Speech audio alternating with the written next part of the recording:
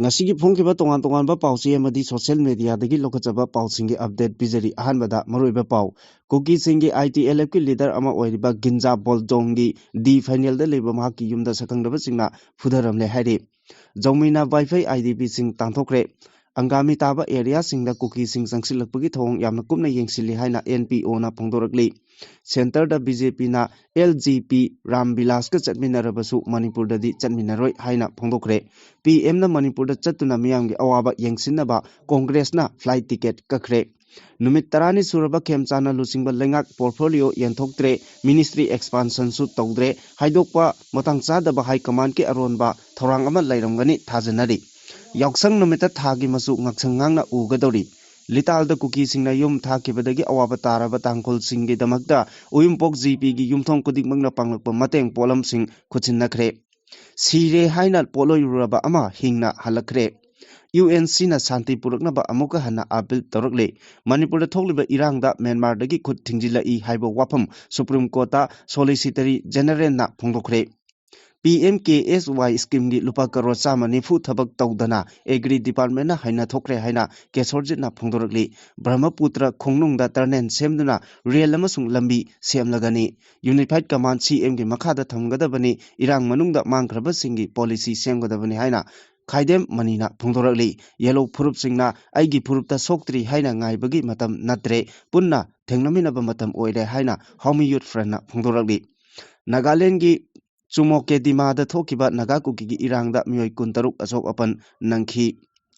Hangangda Machinmanao Anigi Yum Tangoi Onkre LMG Manipurna Kudaki Oina Lupalising Tara Tengbang Pikre Adomna Hojik Yengberiba channel asi Kanglei Pauthang YouTube channel ni channel asida iramdam amadi mapalamgi maru oiba pausingi update taba amadi yengba phangbigani channel asina pau upload tawrakpa matamda adom-adomgi device ta notification uba phangbinaba amadi channel asibu pungning thogatbiba oina sungsoi soidana subscribe tawbiduna bell icon nambiu haijabagal loinana hojik pausing amuk sandona pijari Kuki ITLF ki leader oiriba Ginza Boljongi D final da leba mahaki yumda ngarang nong ngalamdai pung ama taba matamda sakangdaba singna pudharamle hairi ningsingba yabadi hairiba miyoi asi me ahum lisingani kulumdoi numitagi irang yawbaga loinana maitei singi yum thugaiba amadi achoba langi poram yatpada thodang laukiba Kuki terrorist ki lucingba amani haina phongdorakli Yangtam Lamkagi Youth Hostel da Leirakiba Wi-Fi IDP sing Zomi Furuki Miyoi singna mafam adu thadukduna chalankre haina thajaba yaba mafamdagi phangba pauna hairi pawasina makhatana Youth Hostel da Leirakiba Wi-Fi Furuki Miyoi sing adu Chalam Patong amasung Phainom Village dagi ngaktani Wi-Fi Women's Association na handak Churachandpur da MLA LM Khokti gi mayokta khongjang changchalkiba aduga mari lenana IDP sing adu mafam adudagi namduna tanthokibani su hairakli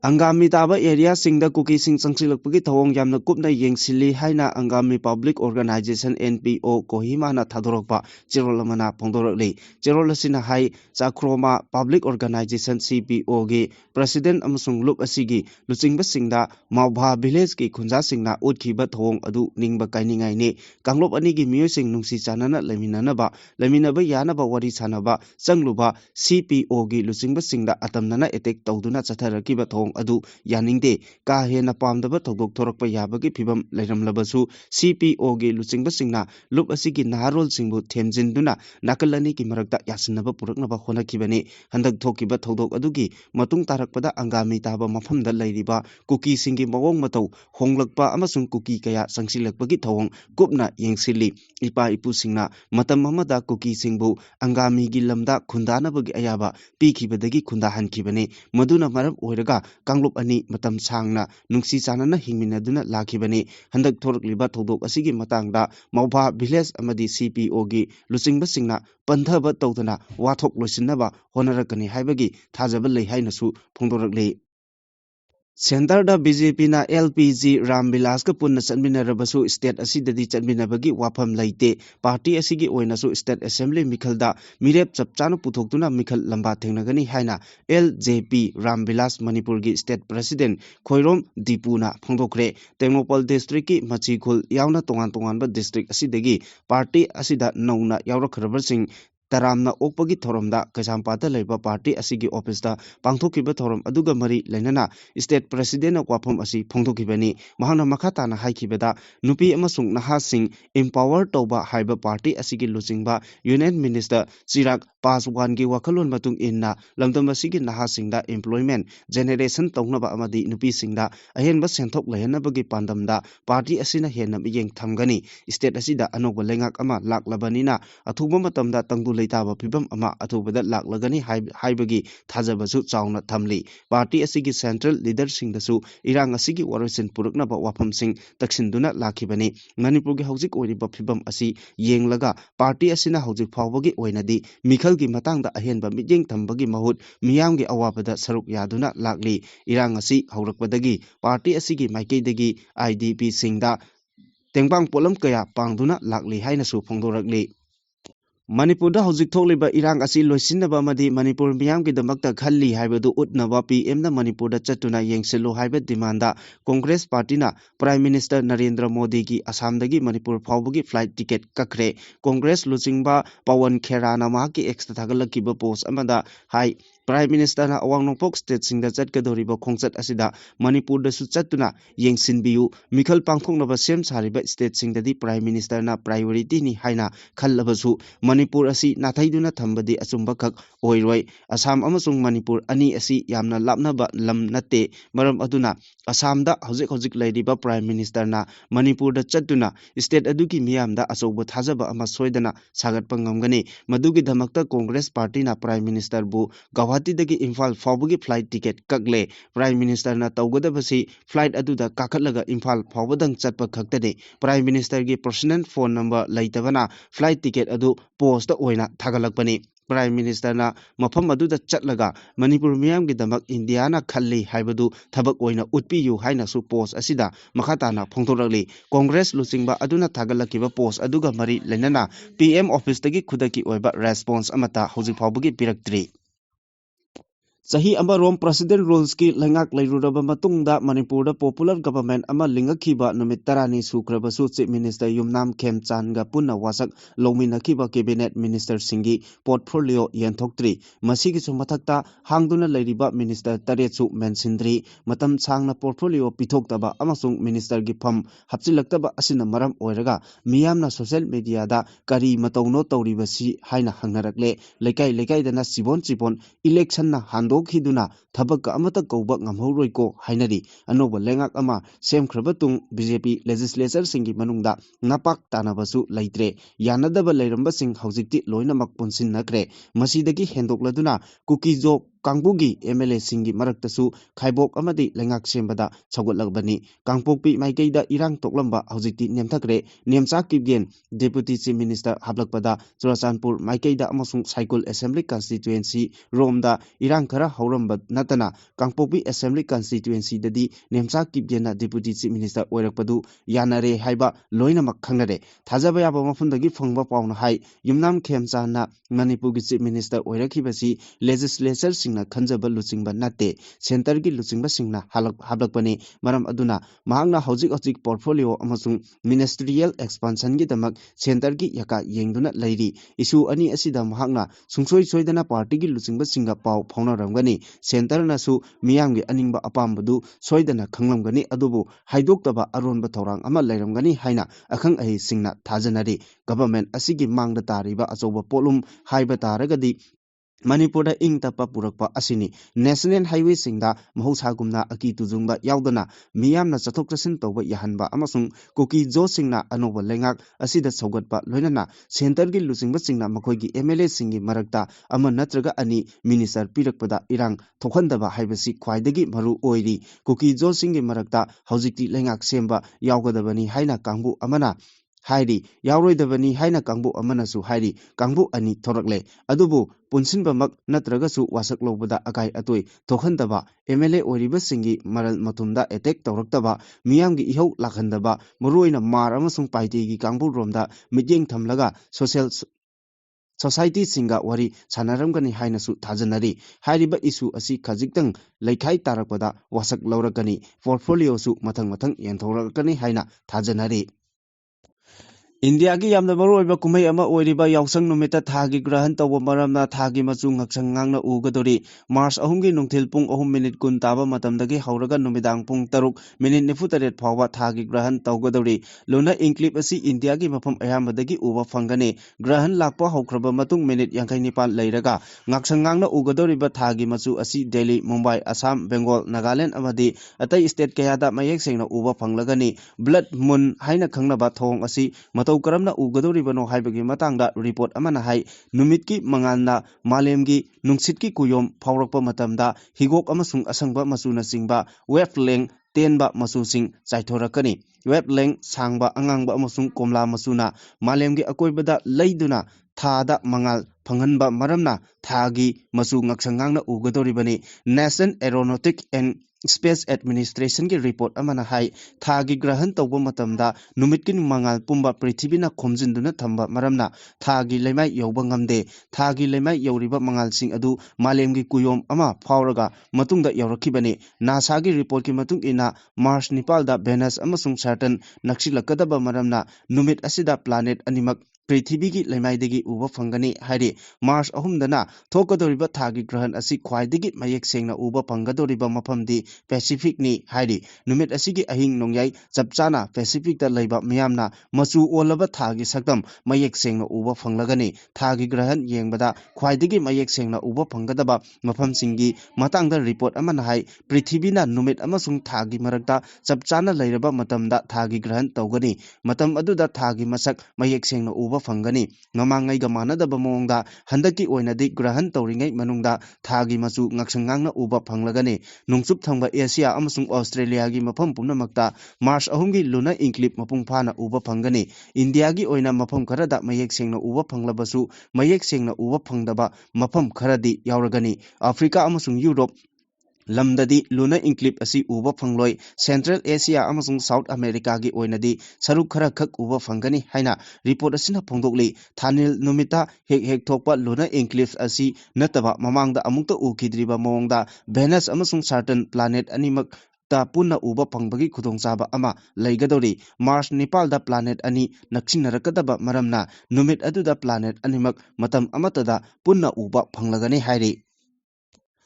ꯂꯤꯇꯥꯜꯗ ꯀꯨꯀꯤꯁꯤꯡꯅ ꯌꯨꯝ ꯃꯩ ꯊꯥꯈꯤꯕꯗꯒꯤ ꯑꯋꯥꯕ ꯇꯥꯔꯕ ꯇꯥꯡꯈꯨꯜꯁꯤꯡꯒꯤꯗꯃꯛ ꯎꯌꯨꯝꯄꯣꯛ gram ꯄꯟꯆꯥꯌꯠꯀꯤ ꯌꯨꯝꯊꯣꯡ ꯈꯨꯗꯤꯡꯃꯛꯅ ꯄꯥꯡꯂꯛꯄ ꯇꯦꯡꯕꯪ ꯄꯣꯠꯂꯝꯁꯤꯡ ꯏꯔꯝꯗꯝ ꯀꯟꯕꯂꯨꯞ EKALꯅ ꯇꯥꯡꯈꯨꯜ Naga food hill ꯑꯣꯔꯒꯅꯥꯏꯖꯦꯁꯟꯒꯤ ꯈꯨꯠꯊꯥꯡꯗ ꯈꯨꯠꯁꯤꯟꯅꯈ꯭ꯔꯦ ꯇꯦꯡꯕꯪ ꯄꯣꯠꯂꯝꯁꯤꯡ ꯑꯗꯨ ꯇꯥꯡꯈꯨꯜ ꯐꯨꯗ ꯍꯤꯜꯁ ꯑꯣꯔꯒꯅꯥꯏꯖꯦꯁꯟ ꯌꯥꯏꯉꯪꯄꯣꯛꯄꯤꯗ ꯍꯥꯡꯂꯤꯕ ꯔꯤꯂꯤꯐ ꯀꯦꯝꯞꯇ ꯈꯨꯠꯁꯤꯟꯅꯈꯤꯕꯅꯤ ꯇꯦꯡꯕꯪ ꯄꯣꯠꯂꯝ ꯑꯣꯏꯅ ꯆꯦꯡ ꯑꯂꯨ ꯇꯤꯜꯍꯧ ꯑꯆꯥꯊꯥꯎ ꯊꯨꯝ ꯏꯁꯤꯡ ꯑꯃꯗꯤ ꯃꯅꯥ ꯃꯁꯤꯡꯅꯆꯤꯡꯕꯁꯤꯡꯅꯤ ꯍꯥꯏꯔꯤ EKALꯅ ꯇꯦꯡꯕꯪ ꯄꯣꯠꯂꯝꯁꯤꯡ ꯈꯨꯠꯁꯤꯟꯅꯔꯛꯈꯤꯕꯗ ꯇꯥꯡꯈꯨꯜ ꯅꯥꯒꯥ ꯐꯨꯗ ꯍꯤꯜ ꯑꯣꯔꯒꯅꯥꯏꯖꯦꯁꯟꯒꯤ ꯄ꯭ꯔꯁꯤꯗꯦꯟꯠ ꯇꯨꯔꯅꯦꯔ ꯋꯥꯍꯤꯡꯅ ꯇꯧꯕꯤꯃꯜ ꯈꯪꯕ ꯎꯠꯂꯛꯇꯨꯅ ꯂꯤꯇꯥꯜꯒꯤ ꯊꯧꯗꯣꯛꯅ ꯃꯔꯝ ꯑꯣꯏꯔꯒ ꯇꯥꯡꯈꯨꯜ ꯀꯌꯥ ꯑꯋꯥꯕ ꯇꯥꯔꯕꯗ ꯌꯨꯝꯊꯣꯡ ꯈꯨꯗꯤꯡꯃꯛꯅ ꯑꯉꯝꯕ ꯇꯦꯡꯕꯥꯡ ꯄꯤꯗꯨꯅ ꯇꯦꯡꯕꯥꯡ ꯄꯤꯔꯛꯄ ꯀꯩꯗꯧꯉꯩꯗꯁꯨ ꯀꯥꯎꯕ ꯉꯝꯂꯣꯏ ꯍꯥꯏꯅ ꯐꯣꯡꯗꯣꯔꯛꯂꯤ ꯇꯦꯡꯕꯥꯡ ꯄꯣꯠꯂꯝꯁꯤꯡ ꯄꯤꯕꯒ ꯃꯔꯤ ꯂꯩꯅꯅ EKALꯒꯤ ꯑꯦꯗꯚꯥꯏꯖꯔ ꯅꯤꯡꯊꯧꯈꯣꯡꯖꯝ ꯁꯅꯥꯇꯣꯝꯕ ꯃꯩꯇꯩꯅ ꯀꯨꯀꯤꯁꯤꯡꯅ ꯂꯥꯟꯗꯥꯔꯛꯄꯗꯒꯤ ꯑꯆꯧꯕ ꯂꯥꯜ ꯑꯃ ꯊꯦꯡꯅꯕꯒꯤ ꯑꯋꯥꯕ ꯀꯌꯥ ꯈꯥꯡꯗꯨꯅ ꯍꯧꯖꯤꯛ ꯂꯩꯔꯤꯕ ꯇꯥꯡꯈꯨꯜꯁꯤꯡꯒꯤꯗꯃꯛꯇ ꯎꯌꯨꯝꯄꯣꯛ ꯒ꯭ꯔꯥꯝ ꯄꯟꯆꯥꯌꯠꯀꯤ ꯌꯨꯝꯊꯣꯡ ꯈꯨꯗꯤꯡꯃꯛꯅ ꯂꯩꯀꯥꯏ ꯂꯩꯀꯥꯏꯒꯤ ꯃꯩꯔꯥ ꯄꯥꯏꯕꯤꯁꯤꯡꯒꯤ ꯈꯨꯠꯊꯥꯡꯗ ꯑꯩꯈꯣꯏꯒꯤ ꯏꯆꯤꯟ ꯏꯅꯥꯎ ꯑꯣꯏꯔꯤꯕ ꯇꯥꯡꯈꯨꯜꯁꯤꯡꯒꯤ ꯊꯧꯅꯥ ꯍꯟꯕ ꯌꯥꯗꯦ ꯍꯥꯏꯗꯨꯅ ꯄꯥꯡꯒꯜ ꯍꯥꯞꯅꯕ ꯑꯔꯩ ꯑꯔꯩꯕ ꯇꯦꯡꯕꯥꯡ ꯄꯣꯠꯂꯝꯁꯤꯡ ꯄꯤꯅꯔꯛꯄꯅꯤ ꯂꯤꯇꯥꯜꯒꯤ ꯊꯧꯗꯣꯛ ꯍꯦꯛ ꯊꯣꯛꯂꯛꯄꯒ ꯊꯧꯗꯣꯛ ꯑꯗꯨꯅ ꯃꯔꯝ ꯑꯣꯏꯗꯨꯅ ꯌꯨꯝꯗ ꯍꯟꯕꯗ ꯈꯨꯗꯣꯡꯆꯥꯗꯕꯗꯒꯤ ꯇꯣꯉꯥꯟ ꯇꯣꯉꯥꯟꯕ ꯃꯐꯝꯗ ꯆꯪꯖꯐꯝ ꯂꯧꯗꯨꯅ ꯂꯩꯔꯤꯕ ꯇꯥꯡꯈꯨꯜꯁꯤꯡꯒꯤ ꯔꯤꯂꯤꯐ ꯀꯦꯝꯞ ꯑꯃ ꯍꯥꯡꯗꯣꯛꯈꯤ ꯍꯧꯖꯤꯛꯁꯨ ꯇꯥꯡꯈꯨꯜꯁꯤꯡꯒꯤꯗꯃꯛ ꯊꯧꯅꯥ ꯍꯟꯕ ꯌꯥꯗꯦ ꯍꯥꯏꯗꯨꯅ ꯊꯧꯅꯥ ꯄꯤꯕ ꯑꯃꯗꯤ ꯀꯨꯀꯤꯁꯤꯡꯅ ꯌꯨꯝ ꯃꯩ ꯊꯥꯈꯤꯕꯗꯒꯤ ꯑꯋꯥꯕ ꯇꯥꯔꯕꯁꯤꯡꯒꯤ ꯑꯋꯥꯕꯗ ꯁꯔꯨꯛ ꯌꯥꯗꯨꯅ ꯇꯦꯡꯕꯥꯡ ꯄꯣꯠꯂꯝꯁꯤꯡ ꯑꯁꯤ ꯄꯤꯕꯅꯤ ꯍꯥꯏꯅ ꯐꯣꯡꯗꯣꯛꯈꯤ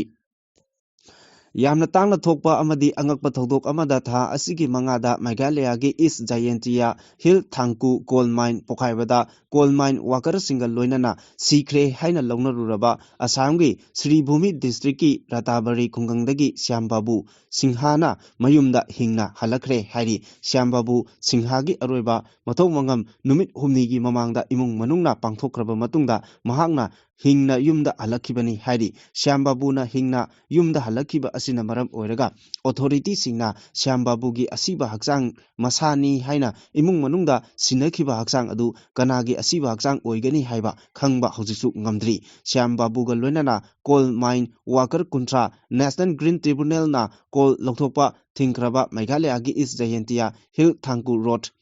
Hall asida ain kaina koila lokthokpagi thabaksing chathaba matamda tha asigi mangada khanghodana coal mine adu pokhai khiba thodokta Shyam Babu Singha yauna coal worker kaya sire haina lokthokibani Shyam Babu gi imung manungna phongdorakpagi matung ina tha amaronggi mamangda Meghalaya da thabak thiba chatkibani tungda mahak thangkot ki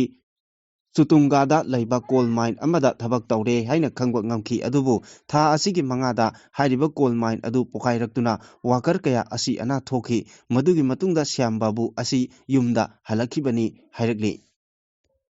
Manipur ke Naga Singh Apex Body ama oireba United Naga Council UNC na lital amasung ke Lungri Ram Khul Singda amuk hanna violence torokpa asida nungai taba phongdokre UNC na ethnic violence asibu mahusagi oiba pibamda hanjilaknaba amuk nauna apel torakle council asina thadorokpa statement amada kumjal sing ani kulhumdoi dagi horakiba maitei amasung kuki jo mar community singi khanabada Naga Singh na neutrality gi thodang lawduna lakle community amatagi maikeida lep Lebak asida Santi amasung mahusagi punsida hanjinnaba honaduna lagli Ukhrul district ki Lital police station gi manung chana leba Lital amasung ke Lungru Ramda thokiba thodosing adu UNC na condemn tawi February 3 ta Sakarpungi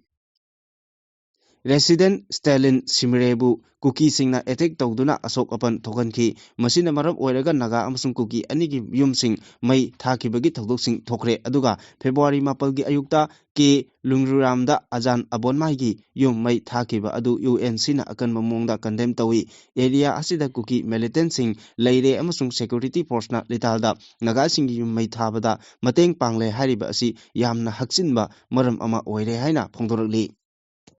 Manipur ki phibam phagalakpaga loinana ingtapa hanjille haina solicitor general na Supreme Court ta phongdokre kumsing lisingani kulumdoi da maitei phurumna schedule tribe demand tawrakpagi matangda Manipur High Court na lengakta pikiba directive amadagi haurakkiba Manipur gi hingsaga mari leinana Supreme Court na case ama lokhatki solicitor general Tushar Maheta na lengaki maikeida leplaga loinana court ta hai State adugi phibam haujikti fagatle Shanti hanjiklakpakal loinana mahosagum chathok chasin tawba haure Manipur ga yumthang nariba Myanmar dagi khut thingjilakpa khara laikhi haiba wafamsu phongdoki Supreme Court ta thagalakiba public interest litigation adu Chief Justice Surya Khan na lusingba bench na lokhatpagal loinana Manipur High Court na lokhalamba case adu amuk hanna yengsinbagal loinana hearing chathaba hokibani Manipur High Court ki oina anoba Chief Justice hapkibagal loinana sindok sinjin tawkiba khara leire Supreme Court ki bench aduda Justice Joymalaya Bachi su yawbagal loinana Central Bureau of Investigation na Manipur gi matangda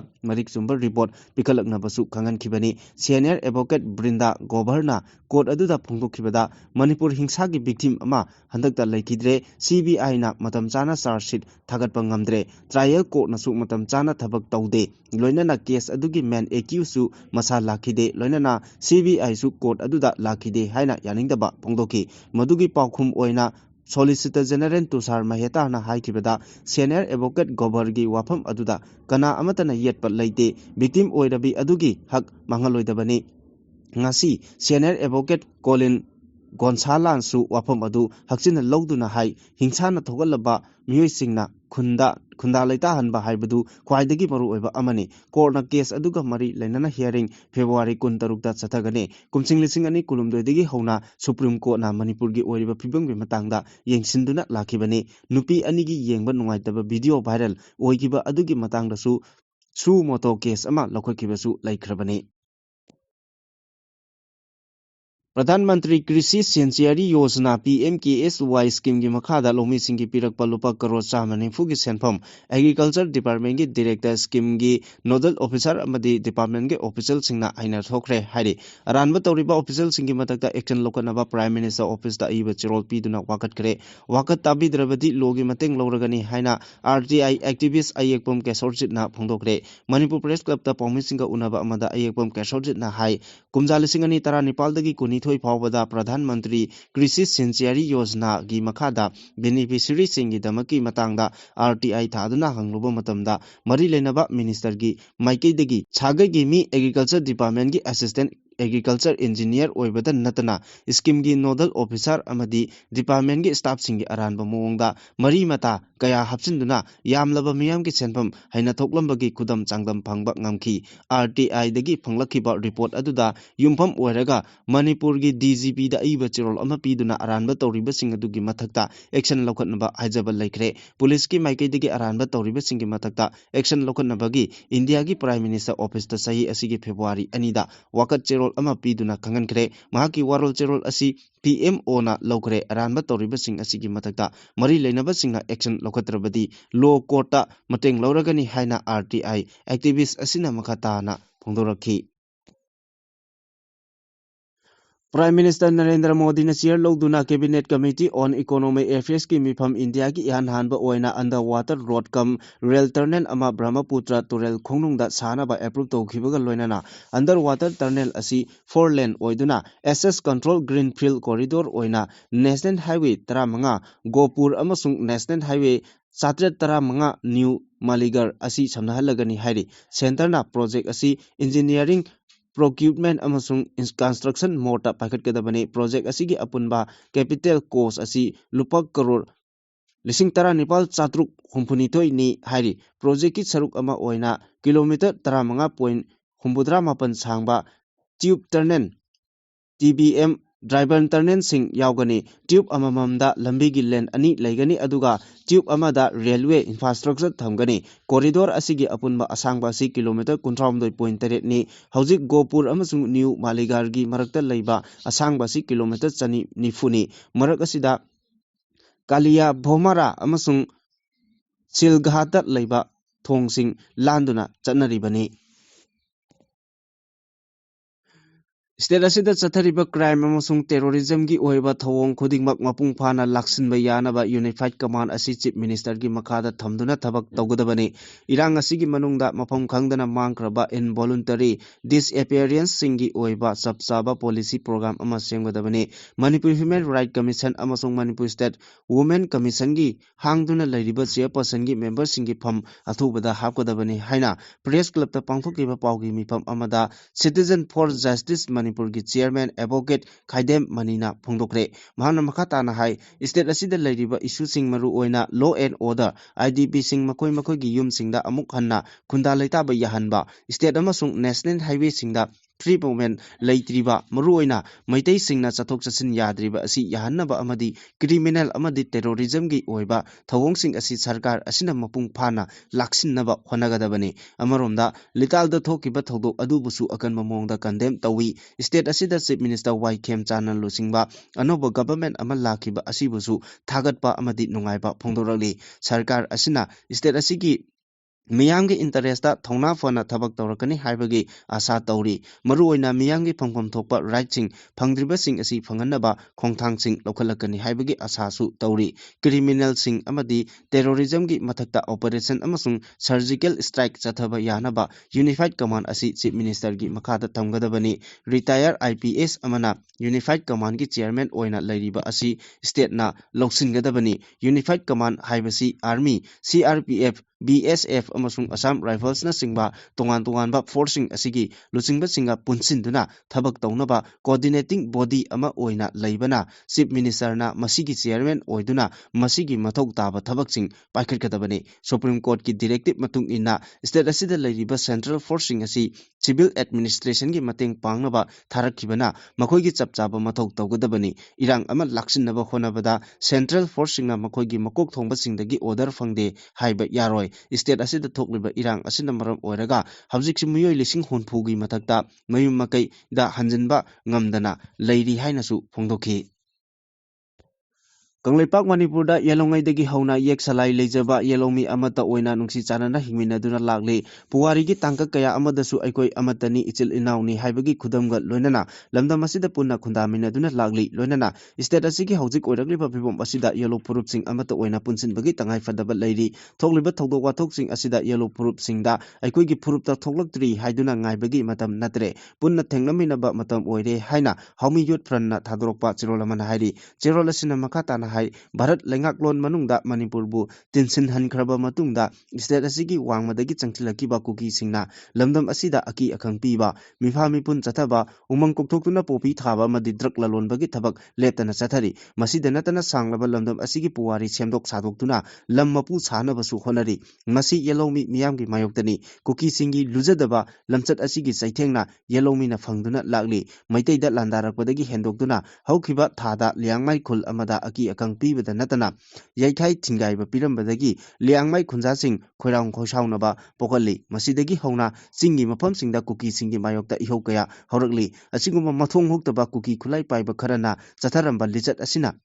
Miyamna Ningdon Pomduna Lairingai Cherakta, Ikang Kangokdana Numit Karanigi Mamangda Amu, Ukrul District Litalda, Kundariba Tangkol Singi Yum Mai Thaba, Lam Kaihobadagi Thong Ama Chataragli, Matang Asida Tamjaningba Wapamdi, Englishingani Kulumdagi, May Ohumdagi Hokiba Lal Asi, Yalong Singi Matakta, Mapandagi Changlakpa Mitopna Landarakpa Lani, Akaknaba Maitei the Toropa Nate Hibasi, Yellow Miyam, Wakal Tahanaba Honaduna Lagli, Haujik Kuki Singna, Tenkang Naina Sataragliba Asina, Mayek Sing na takli madudi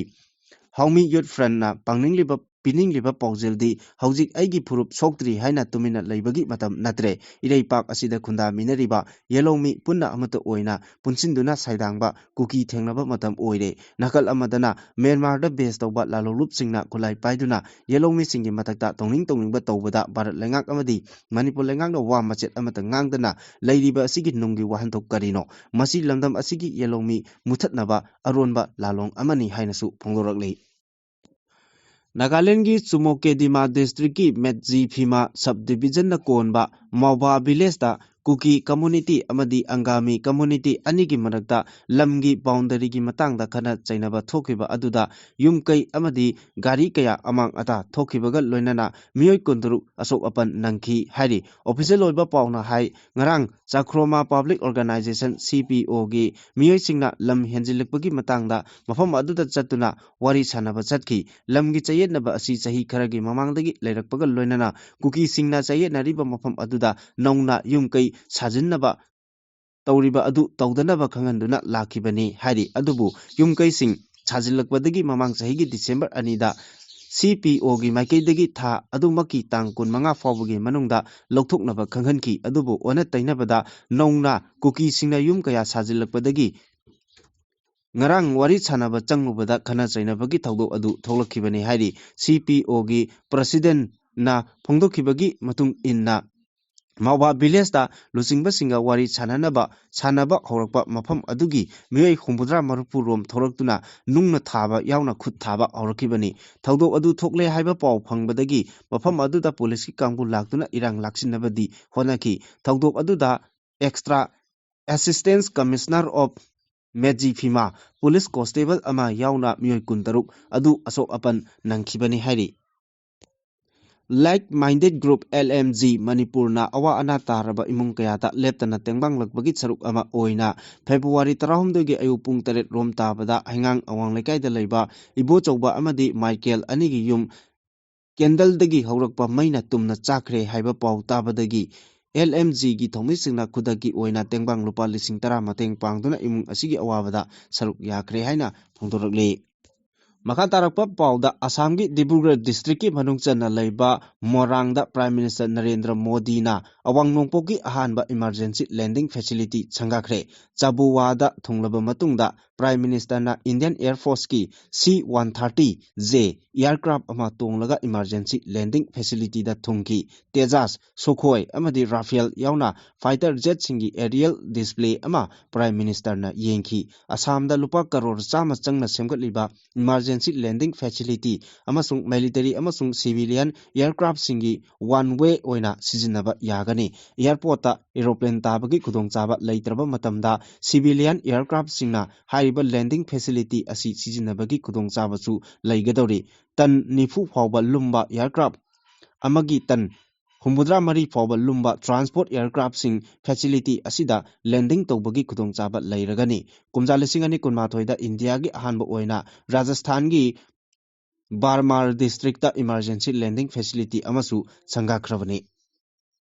मखा तारकपा अरोइबा पाउदा ममिंग लैरबा forensic pathologist doctor Michael बाडेना Jeffrey Epstein's मसा मथंदा सिजखिबा नते हाइना फोंदोखरे। दि टेलीग्राफ न लौबा इंटरव्यू अमदा डॉक्टर बाडेना हाइकी डिपार्टमेंट ऑफ जस्टिस न थादोरकपा खुदम चांगदम येंगलबा मतुंगदा एप्स्ट्रिनबु कनागुंबा अमना मखुरी मेटलगा हाटखिबने हाइबगी खुदम मयेक सेंगना फंगबा ngamle। New York medical examiner office अमसुंग chief medical examiner doctor Barbara Sampson अमदी जेफ्री एप्स्ट्रिन मसा मथंदा सिजखिबने हाइना फोंदोखरबने। हिरम असिगी मतांगदा डॉक्टर बाडेना मखाताना फोंदोकपदा जेफ्रीगी फिजिकल ऑटोप्सी तौबा मतमदा डॉक्टर सैमसन यावखिदे। सुसाइड तौबा लैखिदबनी सुसाइड तौबदा लैखिदबनी हाइबसी थाजनिंगाई ओइदे। सांगलबा चही 50 न्यूयॉर्क की तोंगान तोंगानबा मफमदा थबक तौदुना लाकपदा कनागुंबा मियोय अमा थौरी यानदुना सीबा मतमदा ngaksamgi खौरीगी सरुकता मफम अहुम थोकना फ्रैक्चर तौबा थेंगनरक्त्री। हंदक एप्स्ट्रिन्स की मतंगदा थेंगनरिबा असिना अहानबनी। जेफ्री एप्स्ट्रिनना सिगदबा नुमित खरनी वाटलिंगाइदा यामना मरु ओइबा फाइल अमा लीक ओइरखी हाइनसु फोंदोखी।